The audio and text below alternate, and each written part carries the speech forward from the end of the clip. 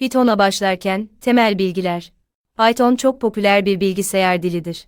Bu, konuşmamın yeni bir yolunu öğrenmek gibidir, ama bilgisayarlar için. İnsanlar Python'u web siteleri, oyunlar yapmak ve matematik problemlerini çözmek için kullanıyor.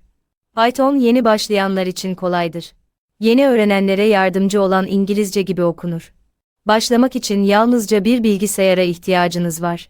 Öncelikle Python'u internetten indiriyorsunuz. Daha sonra ilk basit programlarınızı yazabilirsiniz.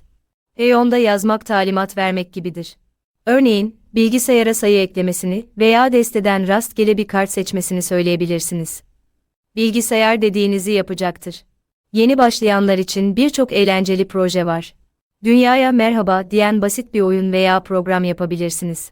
Pratik yaparak daha karmaşık şeyler yapabilirsiniz. Unutmayın, Python öğrenmek herhangi bir yeni dili öğrenmek gibidir. Her gün biraz pratik yapın ve pes etmeyin. Zamanla daha iyi olacaksınız.